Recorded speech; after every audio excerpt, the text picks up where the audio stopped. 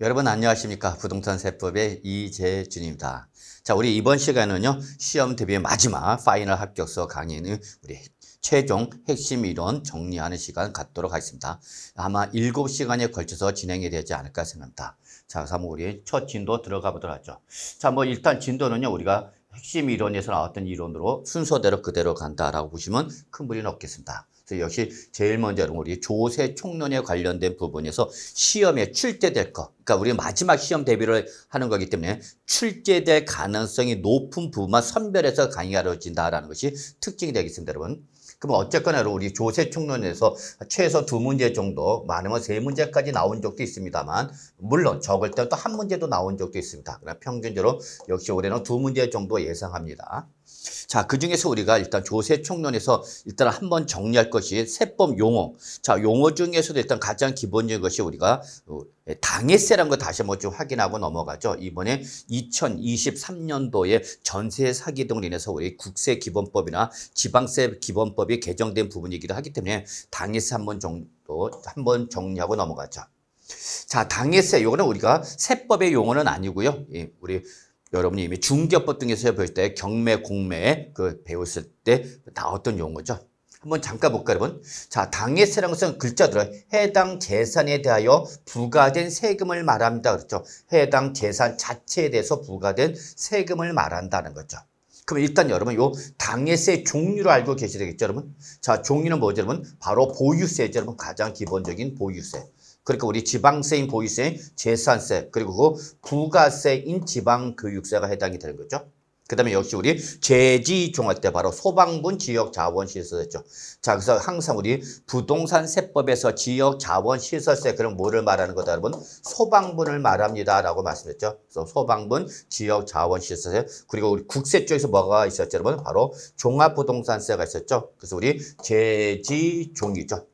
다만 재산세, 부가세인 지방교육세는 당해세에 포함이 되지만 종합부동산세, 부가세인 농특세는 들어오지 않습니다, 여러분. 그래서 이나 재지종 이렇게 좀 정리해 두시면 되겠습니다, 여러분. 그 다음에 우리 시험법에는 아닌 걸로 봅니다만 일단은 상속세, 증여세도 바로 상속재산, 증여받은 재산에 대해서 부과되는 거죠, 여러분. 그 다음에 우리 자동차세도 사실상 당해세에 해당을 합니다. 그러나 여러분 요 정도만 보시면, 재지종만 보시면 큰 무리는 없겠습니다. 그러면 당해세 특징을 아셔야 됩니다. 그렇죠, 여러분? 당해세 특징. 즉, 얘는 세법에서 정하고 있는 법정 기일, 즉 세금이 부과되기 전에 그 얘기죠, 여러분. 그래서 신고를 하는 국세나 지방세는 바로 신고 기한을 말하는 거고, 고지서가 날아갈 때는 바로 고지서 발송일을 말한다. 그래서 어쨌거나 국세나 지방세는 세금이 부과되기 전에 전세권, 저당권 등 피담보 채권이 설정된 거죠. 그래서 이렇게 피담보 채권이 먼저 설정되어 있다. 세금보다 전세권이나 저당권 등이 먼저 설정되어 있더라도 그거와 관계시 없이 항상 뭐가 요 당해세가 우선하여 징수한다. 당해세가 우선 징수한다. 그래서 전세권이나 저당권 등이 먼저 설정됐어도 세금이 먼저 받아간다. 그 얘기대로 바로 요 재지종이 먼저 받아가는 거죠. 자, 다만 이 국세나 지방세나 똑같죠, 여러분. 국세나 지방세에서 바로 요 상속세나 증여세 또는 종합부동산세 법정 기일이 요 세금이 부과되기 전에 임차인의 확정보다 뭐다, 여러분? 늦었다라고 했잖아요. 즉, 임차인의 확정 일자가 더 빠른 거죠? 재지종보다 더 빠르다. 그러면 그때는 이 당해세가 받을 금액에 대해서 바로 누가? 주택임대차 보증금 등이 먼저 받아간다라는 것을 여러분이 올해 주의사항으로 좀 정리해 주시기 바랍니다, 여러분. 그래서, 자, 정리하면은, 일단은 뭐는? 당해세는 뭐보다 우선한다? 전세권이나 그 다음에 저당권 등 피담보채권보다도 어떻게 한다? 항상 우선한다. 근데 이 당해세보다 앞서서 먼저 이렇게 우리 주택임대차 보호법이나 상가임대차 보호법에 따른 대항 요건을 갖춘 바로 임대차, 상가나 주택이나 상가 건물 이건 상가 건물에 대해서도 적용하는 겁니다, 여러분. 그래서 상가 건물 임대차 우리 보증금 설정 일자가 더 빠르다. 먼저 설정돼 있다는 얘기죠. 당해세보다. 그러면 요때에 요 당해세가 받을 금액을 대신해서 누가? 바로 임차인이 받아가라. 그 얘기가 된다는 걸 확인해 두시 바라겠습니다. 여러분 아시겠죠? 그래서 요 당해세 한번 정도 정리해 두시고요. 자, 우리 그다음에 조세청서 가장 중요한 것이 바로 뭐죠? 예, 납세 의무의 성립과 확정 소멸이죠, 여러분. 예, 그래서 요 납세 의무의 성립 확정 갑시다. 자, 납세 의무 여러분 성립 별표 3개. 일단은 뭐 가장 중요한 부분이다. 조세청에서 계속해서 반복해서 출제되는 부분이다라고 말씀드렸죠. 그다음 확정이죠, 여러분. 이거는 별표 2개. 기억나시죠, 여러분? 당의 납세의무 성립시로 당의 세목에 뭐에 따라서 결정되고 여러분 성격, 그죠? 당의 세목의 성격에 따라서 결정된다. 그 다음에 확정 뭐죠, 여러분? 바로 당의 세목의 부가징수 방법에 따라서 결정된다. 기억하셔야 됩니다, 여러분. 네. 그럼 한번 볼까요, 여러분? 납세의무 성립시기. 그럼 취득세나 등록면허세는 무슨 세입니까? 행위세입니다. 그랬죠, 여러분? 행위세. 그래서 행위세는 행위가 있었을 때죠. 행위가 있었을 때. 그래서 바로 과세물건을 모았을 때 여러분 취득하는 때, 등기 또는 등록을 하는 때, 뭐뭐 하는 때가 나오는 거죠. 이게 바로 납세의무 성립이라는 걸 기억해 두셔야 되겠죠. 자, 그 다음에 우리 재산세나 지역자원시설세나 종합부동산, 재지종. 다시 한번 말하자면 여기서 말하는 지역자원시설세는 뭐예요, 여러분? 소방분 지역자원시설세랍니다. 말합니다라는 거 다시 한번 말씀드리고요. 그럼 얘들은 보유세고 보유세 때는 여러분 항상 어느 날 현재를 과세한다 여러분? 과세 기준 현재를 과세를 하는 거죠. 이때 우리 지방세법상 과세 기준은 언제로 됐죠 여러분? 예, 바로 6월 1일로 되어 있는 거죠. 그리고 종합부동산세는 재산세 과세 기준을 쫓아가도록 됐기 때문에 같은 날짜가 되는 거죠 여러분. 그 다음에 여러분 우리 소득세죠. 소득세는 무슨 세죠? 기간세죠. 기간세니까 원칙 언제? 과세 기간이 뭐 할 때 여러분? 끝나는 때죠 여러분. 즉 12월 31일이 끝나는 때니까 결론은 1월 1일 오전 0시가 되는 거죠. 다만 예외가 있죠, 여러분. 예외적으로. 그래서 요 예정신고 납부하는 양도소득세일 때는 이때는 바로 과세 필요되는 금액이 발생하다는 뭐예요, 여러분? 말일이죠, 말일. 말일 기준인 거 잊으시면 안 됩니다, 여러분. 꼭 기억해 주시기 바랍니다. 그래서 소득세는 기간세이기 때문에 원칙은 과세 기간이 끝나는 때 다만 예외가 몇 가지가 있는데 그 첫 번째 예외 중에 하나가 바로 예정신고 납부하는 양도소득세일 때는 이때는 그 과세에 필요되는 금액이 발생한 달의 말일이죠. 일반적으로 언제죠, 여러분? 양도일이 속한 달의 말일이 된다는 걸 여러분 꼭 기억해 주시기 바라겠습니다. 여러분 아시겠죠? 자, 그리고 나서 이제 우리 한번 인지세 같은 경우는 여러분 우리가 참고해 두시면 될 것 같아요. 얘는 과세문서 작성일이죠. 여러분 과세문서 작성일. 그래서 여러분이 아시다시피 부동산 매매 계약서 그리고 뭐 우리 금전 소비 대체 계약서 이런 것이 다 우리 대표적인 과세문서에 해당하는 것이고요. 그래서 우리 부동산 매매 계약을 체결하거나 또는 은행에서 대출 받을 때 우리 그 금전 소비 대체 계약을 맺겠죠, 여러분. 그럼 그걸 과세문서가 되기 때문에 인지세가 발생이 된다는 거 잊지 마시고요. 자, 그러면 소득세인데 앞에 뭐가 붙었죠? 원천징수라는 말이 붙었죠? 그럼 원천징수는 언제 하죠? 돈 줄 때 원천징수하는 거죠. 그래서 이거는 예외 규정이죠. 따라서 이때는 소득금이나 수익금을 뭐 할 때 여러분 지급하는 때가 되는 거죠. 지급하는 때. 그러면 항상 여러분 다시 한번 강조하지만 소득세 그러면 항상 소득세 몇 프로 여러분 10%로 뭐가 쫓아온다 여러분 지방소득세가 쫓아옵니다 그랬죠. 항상 소득세 그러면 지방소득세가 반드시 같이 붙어서 나옵니다. 다만 지방소득세는 부가세가 아니라 독립세입니다 라고 말씀했죠. 근데 이때 국세에서 원천징수라는 말을 지방세는 뭐라 표현한다 여러분? 특별징수라 한다라고 했죠 여러분. 그래서 원천징수하는 소득세 그러면 항상 특별징수는 지방소득세 10%가 같이 나온다는 거 잊지 마시고요. 그래서 바로 항상 이 지방소득세는 뭘 쫓아간다? 소득세 쫓아가는 거죠. 그래서 바로 요 특별징수라는 지방소득세는 뭐를 소득세나 법인세 등을 뭐 할 때 여러분 원천징수할 때에 요 특별징수라는 지방소득세도 납세 의무가 성립하는 걸 보는 거죠 여러분. 자, 그 다음에 여러분 우리 농어촌 특별세와 지방지수는 무슨 세죠 여러분? 부가세죠 여러분. 부가세. 부가세는 항상 뭘 쫓아간다 여러분? 본세를 쫓아갑니다 라고 했었죠 여러분. 근데 여기 역시 원칙적으로 지방소득세는 항상 소득세 등의 납세 의무가 성립하는 때에 바로 지방소득세도 납세 의무가 성립한다라고 보시면 되겠죠 여러분. 그 다음에 가산세 같은 경우는 역시 뭐 국세기본법이라든지 또는 지방세기본법에서 정하는 규정 따른 시기로 간다라고 보시면 되겠네요, 여러분. 이렇게 좀 봐주시면 되겠고요. 자, 그 다음에 이제 우리 납세 의무 확정 보죠. 자, 납세 의무 확정이 여러분 우리 뭐죠, 여러분? 바로 부가징수죠, 여러분. 그러면 여러분 꼭 기억하죠. 취등양, 취득세, 등록면허세 뭐 여러분 양도소득세 요 세 가지가 뭐죠 여러분 전형적인 신고납부세목이죠. 이거 꼭 기억해 두셔야 돼요 여러분. 취등양, 취득세, 등록면허세, 양도세는 우리 부동산세법에서 가장 대표적인 신고납부하는 지방세와 국세죠. 그래서 신고는 항상 누가 하는 거예요 여러분? 납세무자가 하는 거죠. 그래서 납세무자가 뭐하면 신고를 하면 납세무자가 뭐하면 신고를 하면 그 신고에서 세액이 확정되는 거죠. 근데 납세무자가 그런 신고를 했다 안 했다 안 했다 그 얘기죠. 신고를 안 했다 여러분. 그때는 이제 누가 과세권자가 결정하는 거죠. 그래서 결정은 항상 누가 하는 거예요 여러분? 과세권자가 하는 겁니다 여러분. 과세권자. 근데 아시다시피 여러분 취득세 등록면허세는 지방세니까 과세권자로 누가 나온 거고 지방자치단체가 나온 거고 양도소득세는 국세니까 누가? 바로 정부가 나오는 거죠, 여러분. 그래서 다시 한번 정리하면 취득세, 등록세, 양도세는 원칙이 신고 납부세목이기 때문에 납세 의무자 신고에서 세액이 확정된다. 근데 예외적으로 이런 신고를 하지 않았다. 그럼 그때 누가? 과세권자가 뭐 할 때는 결정하는 때에 확정된다. 아시겠죠? 그래서 여러분 항상 신고는 누가 하는 거고 납세 의무자가 하는 거고 결정은 항상 누가 하는 거예요 여러분? 과세권자가 하는 거다라는 걸 꼭 기억해 두셔야 되죠 여러분. 아시겠죠? 그 다음에 여러분 우리 보유세 뭐죠 여러분? 제지종은 전형적인 무슨 세죠? 바로 보통징수 세목이죠. 보통징수. 그러면 국세는 뭐야 여러분? 정부 부가가세목이죠. 따라서 보통징수는 항상 누가? 과세권자가 세액을 결정하는 거죠. 그래서 바로 지방자치단체가 결정한다. 그래서 여러분 재산세나 소방분 지역 자본시에서는 바로 보통징수 방법에서 부가징수해야 하기 때문에 시장, 군수, 구청장이나 지방자치단체가 결정하는 거죠. 자 그리고 종합부동산세 이제 국세죠 여러분. 그렇다 보니까 국세니까 누가? 정부가 결정하는 거죠. 근데 특징 종합부동산세는 원칙이 정부 부가과세이지만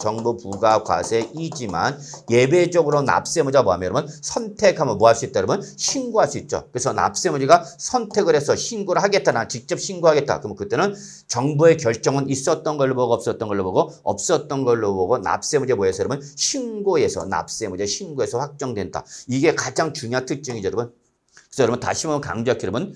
종합부동산세는 원칙이 정부 부가과세. 그래서 정부가 뭐 할 때 결정할 때에 종합부동산세액이 확정되는데 납세무자가 뭐 하면 선택해서 뭐 한다면 신고를 한다면 그때는 정부의 결정은 있었던 걸로 보고 없었던 걸로 보고 납세무자 뭐해서 여러분 신고해서 확정된다. 아시겠죠 여러분? 꼭 좀 잘 정리해 두시기 바라겠습니다.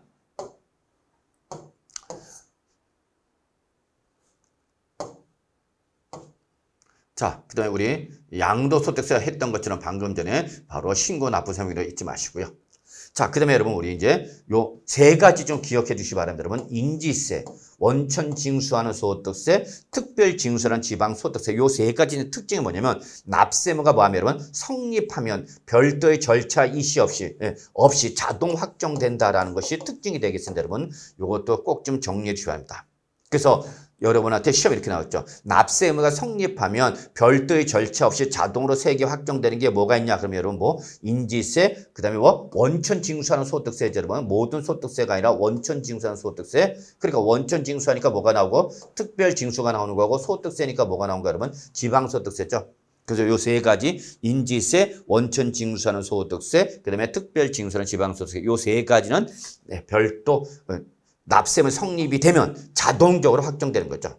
여기서 별도의 절차는 뭐예요, 여러분? 별도의 절차는 즉 납세 의무자의 신고나 또는 과세권자의 뭐 여러분 결정, 과세권자 이 결정 이러한 절차 필요 이시 없이 자동으로 세액이 확정되는 특징을 갖고 있다는 거죠, 여러분.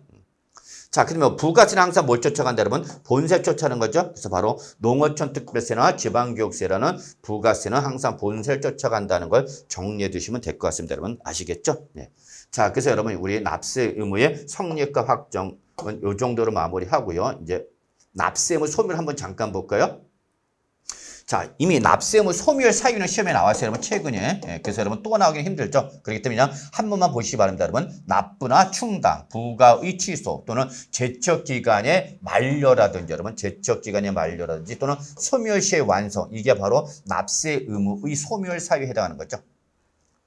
다만 이미 납세 의무의 소멸 사유는 시험에 나왔기 때문에 요 납세 의무 소멸 사유가 또 나오기 힘들지만 그래도 여러분 꼭 기억할 것이 자 제척 기간을 알아야 됩니다. 그랬잖아요. 제척 기간. 그래서 제척 기간과 소멸 시효는 여러분 알아두셔야 됩니다.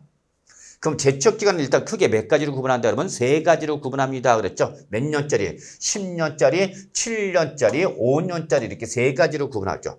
그래서 기본이 5년입니다. 기본이 5년이고요. 다만 세법상 부정한 행위를 저질렀거나 또는 악질 무신고 즉 취득을 해서 상속이나 증여해서 취득했는데 취득세 신고를 하지 않았던지 또는 명의신탁 약정으로 취득했다든지 이런 식으로 해서 악질 무신고일 때는 이때는 부정이와 똑같이 뭐죠 여러분? 10년이죠 여러분 10년. 단순 무신고는 몇 년이죠 여러분? 7년이죠 여러분. 그리고 요 10년짜리와 7년짜리가 아니면 나머지는 무조건 몇 년이 되는 거 여러분? 5년이 되는 거다 그 얘기죠 여러분.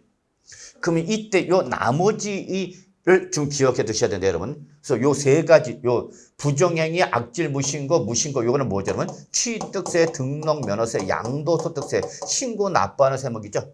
그래서 취득세나 양도소득세를 부정한 행위를 신고를 했다 또는 취득세를 악질 무신고했다 몇 년? 10년. 취득세나 등록세나 양도세 아예 신고 자체를 안 했다? 7년이죠. 그러면 요것들 뭐 하거나 여러분? 과소신고했다. 과소신고죠. 그러면 요거는 과소신고는 몇 년으로 가는 거 여러분? 5년으로 가는 걸 잊지 마세요 여러분. 아시겠죠 여러분? 그 다음에 우리 역시 뭐죠? 재지정 뭐죠 여러분? 보유세죠. 매년 부과하는 우리 보유세일 때도 몇 년을 간다 여러분? 5년을 간다. 그래서 최근에 바로 요 종합부동산세 같은 경우에 제척 기간은 몇 년이다 여러분? 5년이다라는 걸 여러분이 꼭 좀 기억해 두시기 바랍니다. 아시겠죠 여러분? 그래서 다시 한번 정리하면 취득세, 등록세, 양도소득세를 부정한 행위를 했거나 악질 무신고했다는 몇 년? 10년. 취득세나 등록세나 양도세 신고를 안 했다 몇 년? 7년. 취득세나 등록세나 양도세 과소 신고했다. 그때 몇 년? 5년을 가는 거죠. 5년.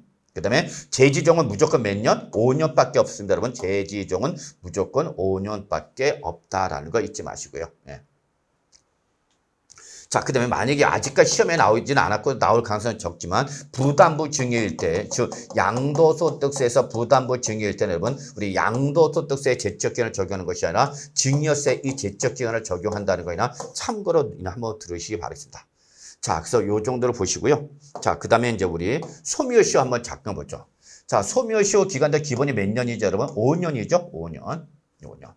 다만 가산세를 제외한 5천만 원 이상의 지방세라든지 5억 원 이상의 국세, 요거는 뭐죠, 여러분? 고액이죠, 여러분. 그래서 기본적인 조세 채권의 소멸시효 기간은 5년인데 예외적으로 고액의 지방세거나 국세일 때는 요거는 바로 5년의 더블 몇 년으로 가는 거죠, 여러분? 10년으로 가는 거죠, 여러분. 10년이라는 거 잊지 마세요. 다만 지방세에서 말하는 고액은 5천만 원 이상일 때 가산세를 제외한 금액이 5천만 원 이상일 때고 국세일 때 고액은 5억 원 이상을 말한다라는 것도 좀 같이 한번 좀 정리해 주시기 바랍니다. 자, 일단은 그래서 여러분 우리가 조세 총론에서 일단 출제될 가능성이 가장 높은 부분을 이쪽으로 보고 여기에서 나오면 하나 내지 두 문제가 나오면 이건 반드시 맞아야 됩니다. 물론 이 범위를 벗어나서 이제 뭐 우리 국세나 지방세의 조세 불복 절차가 나온다든지 또는 뭐 서류의 송달 이런 예외적인 경우가 나올 수도 있죠. 여러분. 그런 예외적인 일회성 문제는 어쩔 수 없지만 이 계속해서 반복해서 출제가 되는 부분, 이 부분은 반드시 여러분 숙제 정리해 두시고요. 나오면 반드시 맞출 수 있도록 준비해 주실 걸 부탁드리면서 일단 조세총은 여기서 마무리를 하겠습니다. 해야 할 건 많지만 우리가 이제 나올 부분만 좀 한번 정리하는 걸로 보는 거니까 이 정도로 마무리하고요. 자, 이제 우리 지방세인 취득세에 넘어가도록 하겠습니다. 자, 지방세에서 가장 중요한 부분이죠. 여러분 별표 3개. 최소 3문제에서 4문제 정도 나옵니다라고 했죠. 그래서 최소 3문제, 최대 4문제까지 출제 가능하고 특히 4문제가 나올 때는 여러분 뭐와 함께 여러분 농어촌 농어촌 특별세가 아니라 등록면허세죠. 여러분 등록면허세와 연결돼서 출제될 수 있다라는 거 잊지 마세요. 여러분. 자, 그럼 우리 지방 취득세가 뭐냐라는 우리 의, 정의 이런 거 한번 보시면 되고 성격도 한번 보시면 되겠고요. 다만 지방세는 지방세의 종류마다 과세권자가 다를 수 있습니다라고 했죠. 그래서 우리 취득세 과세권자 한번 좀 정리하고 넘어가죠. 자, 별표 하나 정도. 그러면 이때에 납세지를 관할하는 도지사 또는 특강시장이죠. 도특강이죠, 여러분. 도특강. 뭐 여러분 공법 시간에 뭐 특강도 이렇게 외우시는 것 같더라고요, 여러분. 그래서 저는 우리 지방자치법상 지방자치단체의 기본이 도이기 때문에 도를 기본으로 하고 같은 광역지방자치단체인 바로 특별시, 광역시가 붙은 거죠. 그래서 여러분 여기 도특강은 뭐다, 여러분? 광역지방자치단체죠. 그 다음에 모든 지방세 이 과세권자로 나오는 바로 특별자치시, 특별자치도가 있는 거죠, 여러분. 그래서 특징, 요 특별자치시나 특별자치도는 모든 지방세 이 과세권자입니다 라고 했죠. 그러니까 특별자치시나 특별자치도는 여러분 따로 외울 필요 없어요. 얘는 모든 지방세일 때 항상 나오는 거니까, 여러분. 그렇죠, 여러분? 그래서 특별자치시, 특별자치도, 세종특별자치시, 제주특별자치도는 모든 지방세 과세권자다 이렇게 정리하시면 되겠습니다. 다만 지방세 종류에 따라서 광역지방자치단체는 도특강이 나오는 거냐, 시군구가 나오는 거냐, 짬뽕이 되는 거냐, 요 차이점이 있는 거죠, 여러분. 그러면 취득세는 전형적인 광역지방자치단체 등에 부과하는 지방세이기 때문에 도지사 또는 특강시장이 나온다는 거 잊지 마세요. 그리고 이때 바로 광역지방자치단체 등에 부과하는 지방세에서 여러분 또 뭐가 있죠, 여러분? 지방교육세, 그죠, 여러분? 지방교육세도 바로 도지사 또는 특강시장이 부과하는 지방세다는 걸 기억해 두시고요. 요거 말고 하나가 더 바로 소방분 지역자원시설세, 여러분. 지역자원시설세도 요거는 바로 우리 도지사 또는 특강시장에 부과하는 지방세다라는 걸 좀 기억해 두시기 바라겠습니다, 여러분. 아시겠죠, 여러분? 그래서 결론, 취득세는 누가 과세권자다? 납세지를 관할한 도특강이다는 걸 꼭 기억해 두시고요. 특히 이때에 이 납세지, 그래서 지방세에서 뭐를 물어보면 납세지를 물어보면 기본적으로 어디로 간다, 여러분? 바로 부동산 소재지죠, 여러분. 부동산 소재지로 간다는 걸 꼭 기억해 두셔야 돼요, 여러분. 그래서 부동산에 대해서 지방세를 과세를 할 때의 납세지는 어디가 된다, 여러분? 부동산 소재지가 되는 거다라는 걸 여러분 또 잊지 마시기 바랍니다. 물론 요 예외가 있죠, 여러분. 예외 한 번이나 눈으로만 살짝 보시면 큰 무리는 없겠습니다. 아시겠죠? 자, 이렇게 보시고요. 자, 그 다음에 우리 납세 의무자 좀 살펴보도록 하죠. 자, 납세 의무자는 여러분 우리 개별 문제 출제 가능합니다. 별표 3개, 별표 3개. 그래서 반드시 숙지 정리해 주시기 바랍니다. 특히 올해 개정된 부분도 있기 때문에 여러분이 한번 납세 의무자 그리고 취득의 개념에서 연결시켜서 좀 정리할 것이 있다는 것 좀 한번 말씀드리고요. 자, 한번 보죠. 그럼 취득세 납세는 누구냐? 원칙. 등기 등록을 이행하지 않았어도, 뭐를 하지 않았어도, 형식적 요건이 등기 등록하지 않았어도 사실상 뭐 있으면 취득했으면 우리 취득한 거를 본다 안 본다? 본다는 얘기죠. 그래서 결론, 취득세 납세 의무자는 누가 되는 거면 바로 사실상 취득세 과세 물건을 취득한 사람이죠. 그래서 여기서 중요한 말은 뭐예요, 여러분? 사실상이 중요한 말이죠, 여러분. 무슨 과세 원칙, 여러분? 실질 과세 원칙인 거죠. 그래서 설사 등기 등록을 하지 않았어도 사실상 잔금 등을 지급해서 소유권 취득했으면 뭐를 하지 않았어? 등기를 하지 않았어도 취득세 납세금이 있다 없다? 있다는 얘기죠. 근데 여러분 일단 뭘 하면 등기 등록을 하면 사실상 취득 여부에 관계없이 얘는 무조건 취득으로 보는 겁니다, 여러분. 기억해 두셔야 돼요, 여러분. 다시 한번 정리하면 등기 등록이 이루어졌다. 부동산에 대한 소유권 이전 등기 등록이 이루어졌다라고 하면 등기가 이루어지면 이때는 그것이 사실상의 취득이냐 여부를 묻고 묻지 않고 무조건 뭐를 본다? 취득을 보는 겁니다. 그런데 뭐를 하지 않았어도 등기 등록의 형식적 요건이 완비가 되지는 않았더라도 사실상 취득했다. 그럼 우리 취득한 걸 본다 안 본다? 본다. 아시겠죠, 여러분? 꼭 기억해 주십니다. 따라서 취득세는 누가 내는 거다? 그 취득세 과세 물건을 뭐한 사람이를 사실상 취득한 자가 납세 의무자가 되는 거다라는 걸 여러분이 원칙으로 잡아두시고요. 이제 케이스 바이 케이스, 즉 사례별로 이제 우리가 한번 좀 정리해 보는 거죠. 그러면 일단은 주체구조부 취득자, 말이 조금 어렵습니다. 그렇지만 그래서 여러분 건축물에 부수되는 설비죠, 여러분. 부수되는 설비를 누가? 주체구조부 취득자 이외이자, 요거 묶으셔야 되겠죠. 그럼 여기서 주체 구조부는 뭐라고 했죠, 여러분? 건축물 떠올리시기 바랍니다. 그랬지만 그래서 건축물에 부수되는 설비를 요 주체 구조부, 즉 건축물의 취득자 이외이자죠. 자, 취득자는 누가 되는 거예요, 여러분? 바로 소유자가 되는 거죠. 근데 이외이자니까 누구를 말하는 거예요, 여러분? 임차인을 보시면 되는 거죠. 그러니까 건축물에 부수되는 설비를 누가 설치해서 주체구조부 취득자 이외이자라는 임차인이 설치를 했더라도 가설을 했더라도 우리는 취득세를 누구한테 과세하겠다니 여러분? 바로 건물주, 주체구조부 취득자 누구예요, 여러분? 건물주 생각하세요, 여러분. 건물주. 조물주보다 더 높다면서요, 여러분요. 그래서 바로 요 주체구조부 취득자가 함께 취득한 걸 봐서 취득세 누가 내라는 얘기야? 바로 주체구조부 취득자. 네가 취득세 내라는 얘기야. 누가 설치를 했어도 임차인이 건축물에 부수되는 설비를 가설했어도 임차인한테 취득세 내라는 것이 아니라 누구한테? 임대인인 주체구조부 취득자가 네가 취득세 내 그 얘기입니다. 여러분 아시겠죠? 예, 정리해 주시고요. 자, 그 다음에 우리 주택법상 주택조합이죠. 또는 도시및 주거환경정비법상 우리 재건축조합이죠. 또는 빈집 및 소규모 주택 정비에 관한 특례법에 따른 소규모 재건축조합이죠. 그래서 항상 요 세 가지는 같이 다닌다. 여러분 취득세는 같이 다닌다. 그래서 주택법상 주택조합, 정비법상 재건축조합, 그 다음에 빈집 및 소규모 주택 정비에 관한 특례법에 따른 소규모 재건축조합이 자 당에 뭐로 여러분? 조합원용 요게 포인트를 했죠. 조합원용 취득하는 조합주택용 부동산이죠. 여러분. 즉 주택법상 주택조합이라든지 또는 정비법상 재건축조합이 드디어 이제 아파트 새로 졌어.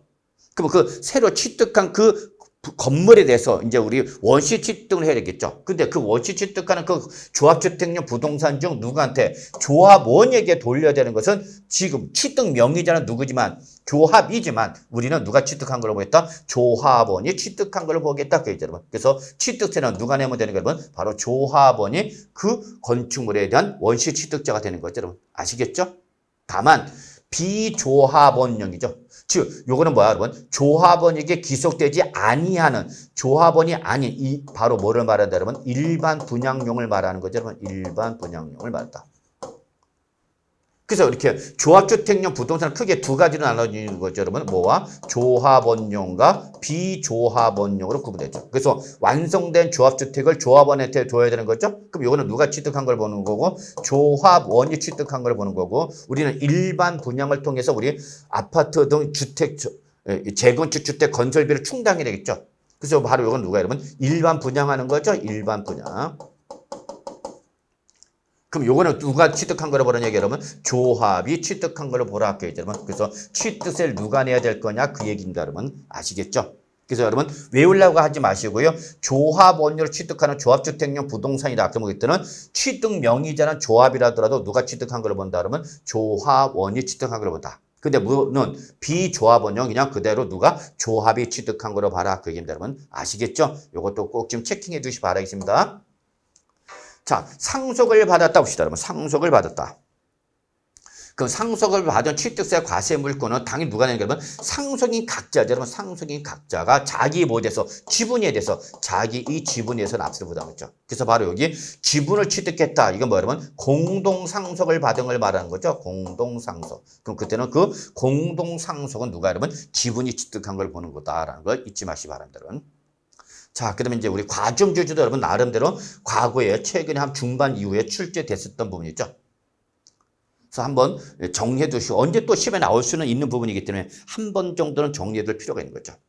그래서 한국 우리 자본시장과 금융투자업에서 관한 법률, 즉 자본시장과 금융투자업에 관한 법률에서 규정하는 유가증권 시장에 상장된 법인을 제외한 법인, 이게 바로 뭐죠 여러분? 비상장 법인을 보시면 되겠죠.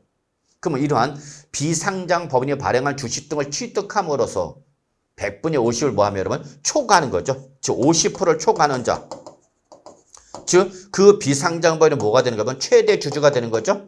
최대 주주가 그 비상장 법인을 뭐하는 거면 사실상 지배하는 사람인 거죠. 사실상 지배자다. 따라서 누가 이 법인이 이미 뭘 취득했는데 부동산 등을 취득해서 이미 취득세를 냈는데 그럼에도 불구하고 그 비상장 법인의 50%를 초과하여 갖고 있는 최대 주주인 누가 과점 주주가 있다면 과점 주주가 다시 한번 그 법인의 부동산 취득한 거라서 과점 주주 뭐 내? 취득세 한 번 더 내. 그래서 얘는 무슨 과세 여러분? 이중과세입니다. 그랬죠.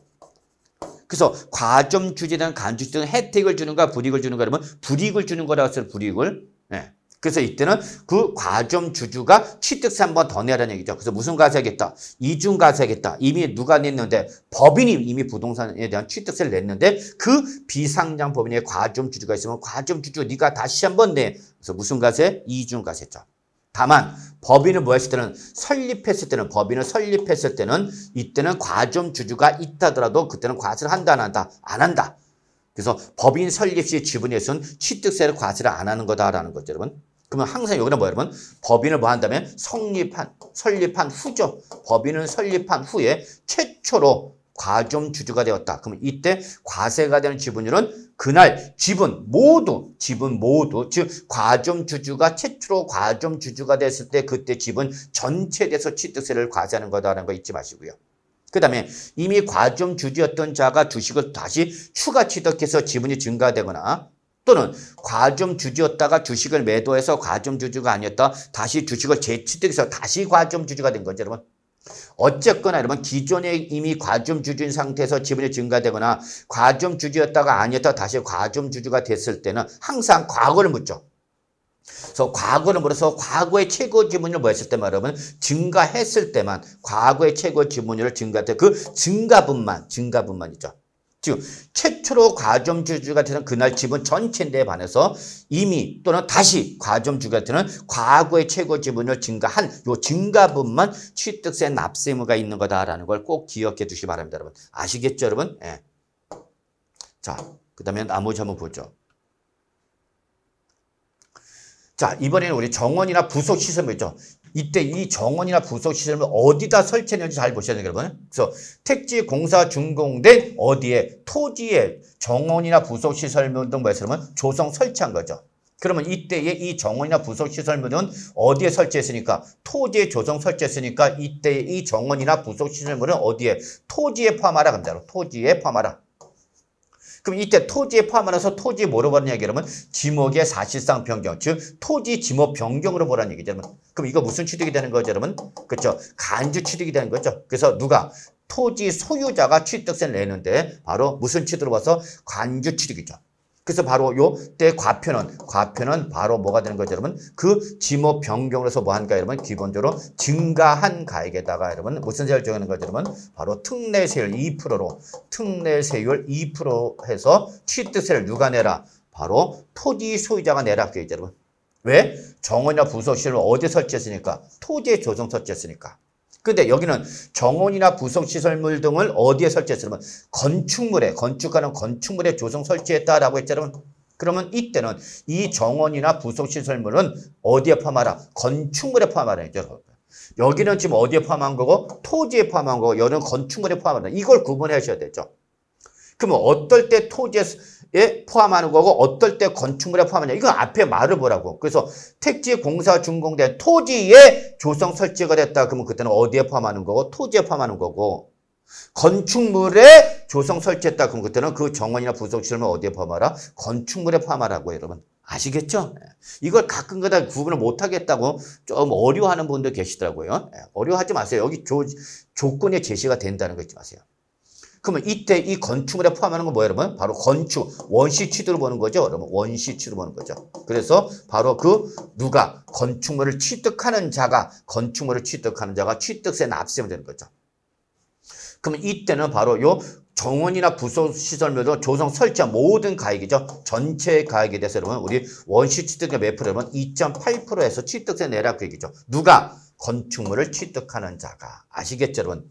그래서 결국은 여러분 우리 정원이나 부속 시설물을 토지에 포함하느냐 건축물에 포함하느냐 그래서 앞에 조건 보시고 결정하시면 되는 겁니다. 그래서 토지에 조성 설치했다 그러면 토지에 포함하면 되는 거고 건축물에 조성 설치했다 그러면 어디에 포함하라? 건축물에 포함하라 그 얘기입니다. 여러분 아시겠죠? 네. 자, 그 다음에 우리 도시개발법상 도시개발사업이죠. 또는 도시및 주거환경정비법상 정비사업이죠. 여러분. 자, 이러한 사업 시행 대상이 되는 부동산의 소유자가 환기 계획 등에 따라서 받는 건축물이 있다면, 그래서 여러분 요거 환기 계획, 이건 이미 도시개발법상 도시개발사업이라든지 도시 및 주거환경정비법상 정비사업 다 배우신 거예요. 공법 시간이 이미 끝난 겁니다. 그래서 이러한 도시개발법상 도시개발사업이라든지 또는 도시 및 주거환경정비법상 재건축, 재개발 등 정비사업 등에서 환기 계획에 따라서 취득하는 뭐가 있다면 건축물이 있다면 그때는 그 건축물 소유자, 즉 누가 되는 거예요? 기본적으로 조합원이 되겠죠, 여러분. 조합원이. 또는 뭐 조합이 취득할 수 있는 거죠. 어쨌거나 그 소유자가 뭐 한 걸로 본다, 여러분? 원시 취득한 걸로 보는 거죠, 여러분. 원시 취득한 걸로 보다. 그러면 이때 원시 취득세 몇 프로 내라는 얘기 여러분? 2.8% 내라 그 얘기죠, 여러분. 아시겠죠? 근데 환지계획 등에서 바로 뭘 받으면 토지를 받으면 이때는 그 토지는 당초 소유 토지의 면적을 뭐한 거? 초과한 면적이죠. 전체 면적이 아닙니다, 여러분. 토지의 전체 면적 그럼 틀린 말이야. 원래부터 자기 조합원이 갖고 있던 토지를 초과한 면적의 취득이 일어나는 거죠. 그래서 그 바로 초과한 면적이 한정해서 바로 토지 소유자가 이거는 무슨 취득이에요, 여러분? 여기는 승계 취득이죠, 여러분. 그래서 초과 취득한 토지 면적이 됐으면 초과 취득한 토지 면적에 대해서 누가 바로 그 소유자가 즉 조합원 등이 무슨 취득? 승계 취득한 걸 봅니다.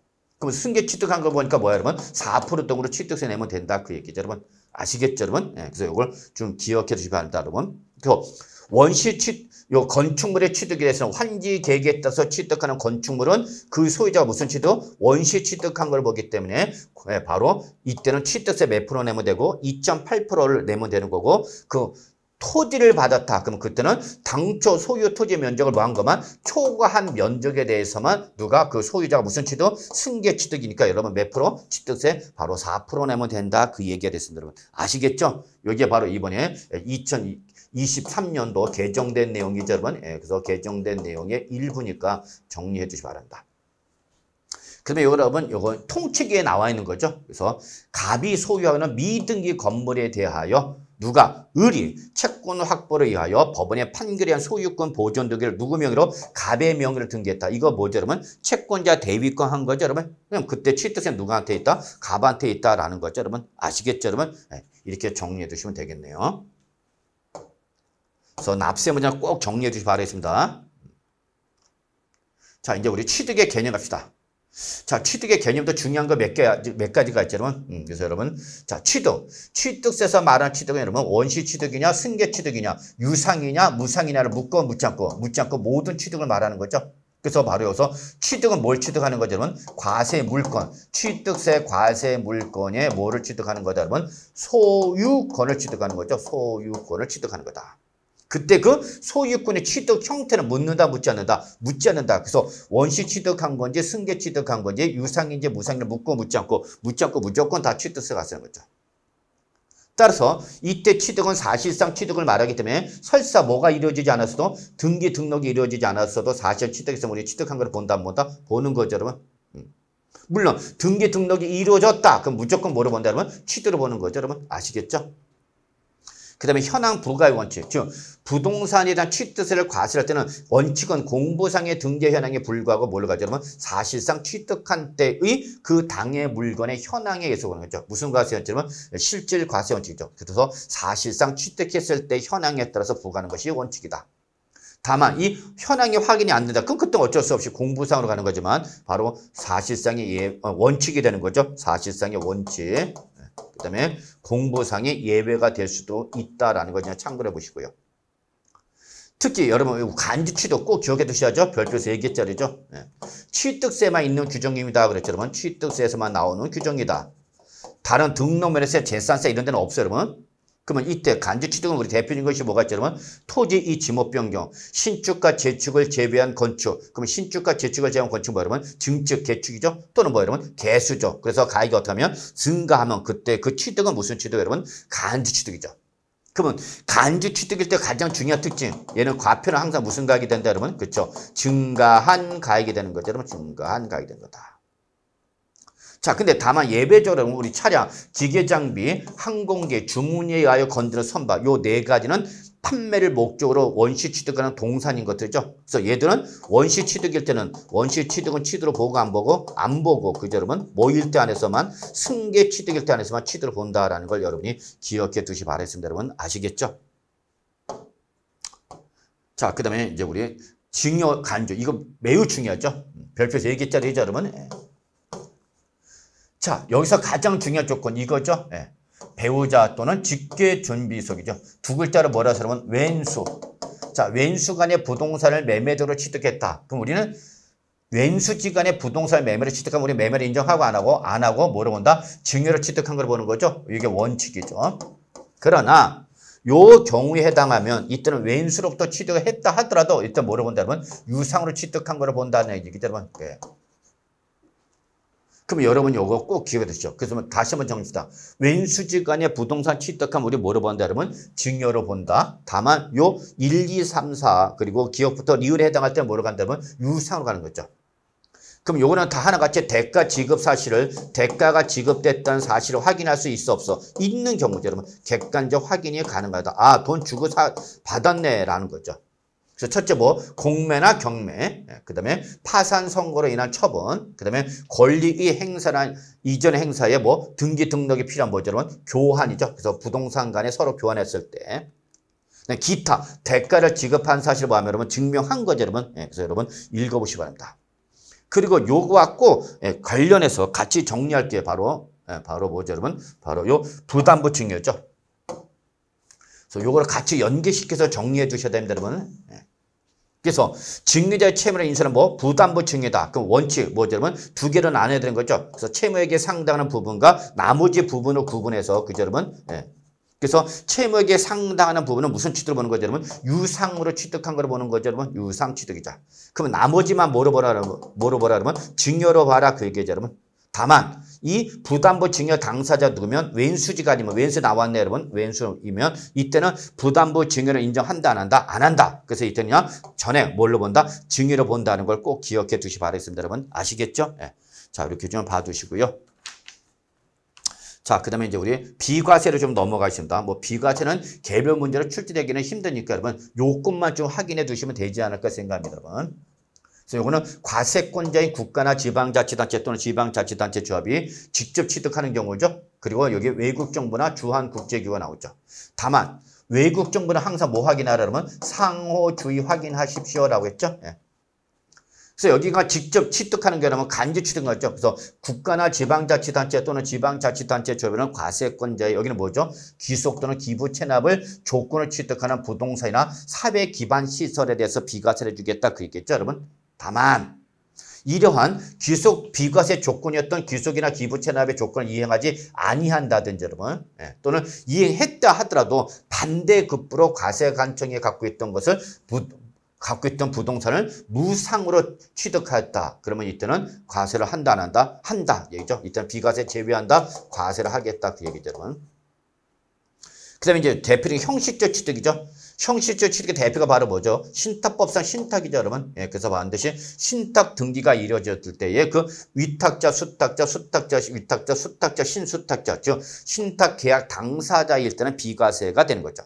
다만 주택법상 주택조합, 정비법상 재건축조합, 빈지 및 소규모 주택 정비에 관한 특례법에 따른 소규모 재건축조합이 이 조합과 누구 간에 조합원 간의 신탁일 때는 이때 신탁일 때는 또는 주택조합 등이 취득하는 뭐 여러분 비조합원용 부동산에 대해서는 이때는 신탁이나 소유권 이전이라더라도 비과세를 적용하고 안 하고 제외 지금 뭐 한다? 과세하는 거다라는 거 주의해 주시기 바랍니다, 여러분. 그다음에 뭐 징발 재산 정리에 관한 특별조치법 등 법률에 따른 수용에 따른 환매권 행사로 인하였을 때 그 부동산 취득이든지 또 임시형 건축물로서 여러분 우리 1년을 초과하지 아니한 존속권이 1년 초과하지 아니한 임시 건축물 비과세가 되는 거죠. 또 주택법상 공동주택인 아파트, 열집주택, 다세대로서 개수로 인한 취득이죠, 여러분. 그래서 이때 시가표력이 얼마 여러분? 9억 원 이하죠, 여러분. 9억 원 이하인 주택과 관련된 개수일 때는 비과세가 되는데 다만 이렇다라도 건축법상 대수는 비과세 대상에서 어떻게 한다, 여러분? 제외한다. 지금 뭐 하겠다, 여러분? 과세를 한다는 거 확인해 두셔야 되겠습니다, 여러분. 아시겠죠? 자, 이제 우리 취득 시기 한번 볼까요, 여러분? 자, 취득 시기도 뭐 개별 문제로 출제될 가능성은 있는 부분이죠. 뭐 별표 2개 정도 좀 체킹해 두시고요. 자, 특히 올해 매매 등이나 유상일 때에 여러분 보셔야 되죠. 그래서 작년까지는 거래 유형에 따라서 여러분 법인 등으로부터 취득하는 경우 안에서는 사실상 나머지는 계약성인데 올해부터는 개정되었고 무조건 원칙이 뭐죠, 여러분? 사실상 잔금지급이죠. 원칙은 사실상 잔금지급이다. 개인으로부터 취득했다 상관없어. 법인부터 취득했든지 개인으로부터 취득했든지 상관없이 무조건 사실상 잔금지급이죠.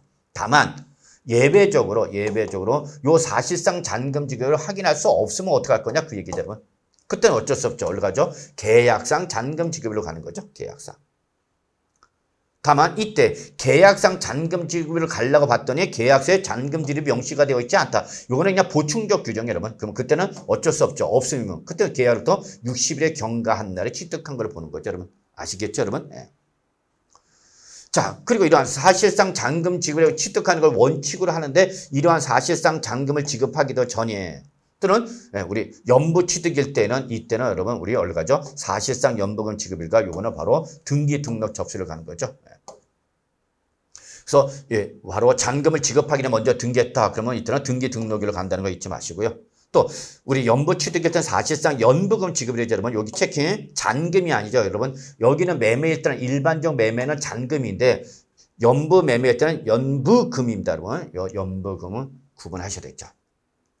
자, 그 다음에 증여 등을 받았다. 언제죠, 여러분? 계약일이죠? 증여를 받았던 증여 계약일이죠. 다만 상속일 때는 여러분 언제죠, 여러분? 상속 개시죠. 그 다음에 민법에 따라서 시효 취득한 토지에 대해서는 언제 취득한 걸 보냐? 바로 언제죠, 여러분? 등기 등록일로 간다는 거 잊지 마시고요. 그 다음에 민법에 따라서 이혼으로 인한 재산 분할로 인한 취득일 때 바로 이때는 우리 역시 등기 등록일로 가는 겁니다. 등기 등록일. 요거 좀 적어 놓아 주셔야 됩니다, 여러분. 그래서 요 두 가지 다 얼가지 여러분 등기 등록일로 가는 거죠, 여러분. 그래서 요거를 좀 정리해 두시면 되겠습니다, 여러분. 아시겠죠? 자, 그다음에 이렇게 매매로 그래서 계약상 잔금으로 가는 경우라든지 또는 증여에서 계약일로 취득시라는 거죠. 근데 이렇게 매매에 따른 계약상 잔금 지급일이나 증여에 따른 계약일 이후에 해당 취득 물건을 뭐로 하지 않고 그러면 등기 등록하지 않고죠. 등기 등록을 하지 않고 여기 법정 서류에서 이것이 해제가 됐다. 계약이 해제가 됐다는 사실을 그 취득한 날부터 며칠이냐면 60일 내에. 그래서 60일 내에 뭐라고 하죠, 여러분? 신고 결을 말하죠. 이때 입증하면 일단 취득을 본다, 안 본다? 안 보는 거죠, 여러분.